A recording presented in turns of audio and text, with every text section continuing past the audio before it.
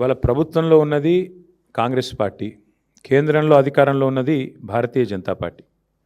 ఈ అంశం మీద మీరు ఒక్కటి దయచేసి మీ మీడియాను కూడా ఈ విషయంలో మీరు ఏమనుకున్నా సరే, మీరు కూడా కళ్ళు చెవులు ముక్కు అన్నీ మూసుకున్నారు 4 రోజులు.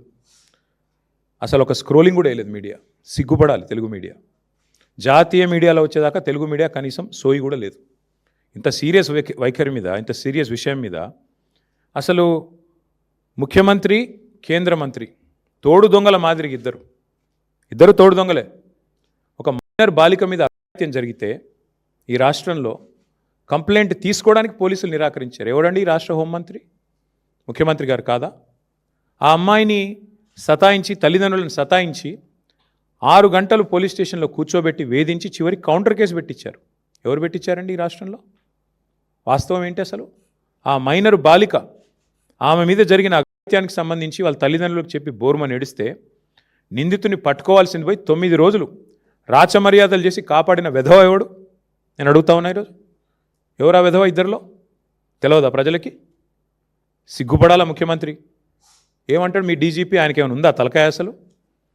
ప్రైమ్ మినిస్టర్ బందోబస్తులో బిజీగా ఉన్నాం అందుకే కేసు పెట్టలేదా? ప్రైమ్ మినిస్టర్ బందోబస్తు వచ్చినప్పుడు మొత్తం నేరస్తులందరికీ హాలిడే ఇస్తారా? 3 రోజులుగా సంపుకొండ్రబాయ్ అని చెప్పి మొత్తం రేవంత్ రెడ్డి గారు చెంచల్ కూడా బ్యాచ్మేట్స్ అందరికీ చెలరేగమని చెప్తారా? ఏం చెప్తున్నావు నాకు అర్థం కాదు. సిగ్గుందా అసలు ప్రభుత్వానికి?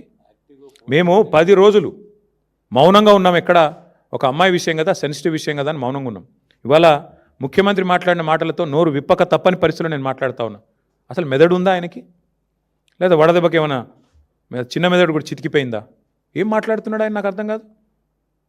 ఏదో మా బావమ్మరి దీంట్లో దొరికినాయి అంటాడు. పెట్టు కేసు. ఎవడొద్దన్నాడు ఆయన నిన్ను? ఏం దొరికినాయి? నీ ఎక్సైజ్ సూపరింటెండెంట్ చెప్పింది కదా, అందులో ఏం దొరకలే, ఏం లేదురా నాయన అని. నువ్వేమైనా ప్లాంట్ చేయబోయినట్టున్నావు. మీ వాళ్ళకి చెప్పేది ఆడ ఇరికీమని చెప్పినట్టున్నావు. అది ఇరికేయలేకపోయాను. నేనేం చేస్తా దానికి? నేనేమంటున్నా అంటే ఇంత చిల్లర రాజకీయం మంచిది కాదు. 9 రోజులు ఒక పాక్సో నిందితుని దేశంలో ఎక్కడైనా వదిలిపెట్టినరా?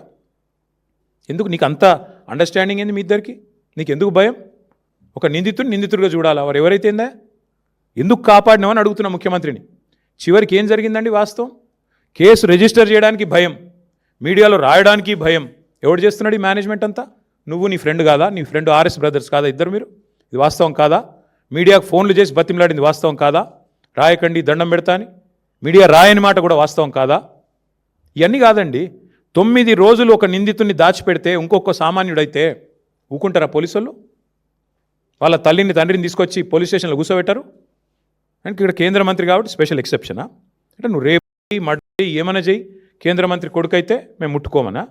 రేవంత్ రెడ్డి ఉన్నాడు మా దోస్తు కాబట్టి కాపాడుకుంటామనా? చివరికి దిక్కులేక నేను హైకోర్టుకు సల్యూట్ చేస్తున్నా. బెయిల్ కోసం ప్రయత్నం చేసిండ్రు మీరు. అది రాకపోతే సచ్చినట్టు నువ్వు అరెస్ట్ అంటావు, ఆయన లొంగుబాటు అంటాడు. ఇద్దరు డ్రామాలు, తోడు దొంగలు. సిగ్గులేదు ఇంకా మాట్లాడడానికి. ఆ అమ్మాయి కాదు, ఇవాళ రాష్ట్రంలోని అమ్మాయిలందరూ, మహిళలందరూ మీ మొహం మీద ఉమ్ముతున్నారు. సిగ్గులేదు ఈ ప్రభుత్వానికి అని. ఎందుకండి అంత మొహమాటం? అరే జరిగింది ఏంది? నువ్వు మాట్లాడేది ఏంది? నీకు మెదడుందా? హైట్ ఒకటే తక్కువ అనుకున్నా, బుర్ర కూడా తక్కువనే రేవంత్ రెడ్డికి. ఇంత అన్యాయమా? ఒక అమ్మాయికి అన్యాయం జరిగితే ఆ అమ్మాయి వివరాలు బయటపెట్టిన విధవలు ఎవరు బయటపెట్టు. ఇప్పటికి 15 మంది మీద కేసు అయింది పేట్ బషీరాబాద్లో. ఎవరు ఆ విధవలు? బీజేపీ వాళ్ళు. అమ్మాయి హనీ ట్రాప్ అని రాసిన విధవలు ఎవరు మీడియాలో? నేను అడుగుతున్నా, ఎవరు ఆ విధవ మీడియా? ఏది హనీ ట్రాప్ అని చెప్పి మనీ ట్రాప్లో పడ్డ మీడియా ఎవరు? వాళ్ళని అడుగుతున్నా నేను. సిగ్గుందా మీకు అసలు? ఇజ్జతుందా? ఇంకా మాట్లాడుతున్నాడు ముఖ్యమంత్రి, కేంద్ర హోంశాఖ సహాయ మంత్రి. ఈయననేమో నేను పంపించిన నా కొడుకుని ఈయనంటాడు. ఆయన చేసిన ఘనకార్యానికి ఫస్ట్ పోలీసు వాళ్ళు బరబర గుంజుకపోవాలి. నీవు దాచిపెట్టిన 9 రోజులు ఆ కుటుంబాన్ని బెదిరించినావు నువ్వు. నిన్ను కేసులో పెట్టాలి, సిగ్గుంటే రాజీనామా చేయాలి. ఇంకా మీదికెళ్ళి ఏదో చాలా ఇద్దరు శుద్ధ పూసల్లాగా, సత్యసంధుల్లాగా, సత్య హరిశ్చంద్రుడు కజిన్ బ్రదర్స్ లాగా ఏదో యాక్టింగ్లు, మళ్ళీ మీదికెళ్ళి దానికి ప్రమోషన్లు. ఏం మాట్లాడుతున్నారు అసలు? ఒక రాష్ట్ర ముఖ్యమంత్రి, మీరు హోంమంత్రి. ఏం మాట్లాడుతున్నావు నువ్వు అసలు? ఏం చేసేది ఉండే? చాలా సెన్సిటివ్గా హ్యాండిల్ చేసినావు. ఏంది సెన్సిటివ్గా హ్యాండిల్ చేసేది? ఎవడైతే పాక్సో నిందితుడు లోపల వేయాలి. మిగతా వాళ్ళకి ఇదే ట్రీట్మెంట్ ఉందా? 25 ఏళ్ళ జైలు శిక్ష పడుతుంది మిగతా పాక్సో క్రిమినల్స్ అందరికీ. 31 ఏళ్ళ జైలు శిక్ష పడ్డది ఒక ఆయనకి. మరి ఇవాళ ఇక్కడ ఒక్క దగ్గరనే స్పెషల్ ట్రీట్మెంట్ ఎందుకు భయపడుతున్నావు? మోడీ చెప్పిండా చెవులేమన్నా? ఎందుకు భయపడుతున్నావు? ఇంకా సిగ్గు లేకుండా నిన్న పనికిమాలిన మాటలు, పనికిమాలిన ఉపన్యాసాలు. నేను ఒకటే అడుగుతా ఉన్నా రేవంత్ రెడ్డిని, 9 రోజులు ఆ నిందితును కాపాడిన వెధవ ఎవడు? నువ్వా కేంద్ర మంత్రి? చెప్పు. 9 రోజులు ఎక్కడ దాచిపెట్టారు? మీ పోలీసులు అంత పనికి మాలినంలో అయిపోయినరా? రేవంత్ రెడ్డి రాగానే దొరుకుతలేరా మీకు? కరీంనగర్లో తుపాకులు పట్టుకొని పొద్దున పూట కాలిస్తే వాళ్ళని పట్టుకోవడానికి 15 రోజులు పడుతుంది నీకు. ఎంత దారుణం అండి. రాష్ట్రంలో శాంతి భద్రతలు ఈ స్థాయిలో ఉన్నాయి.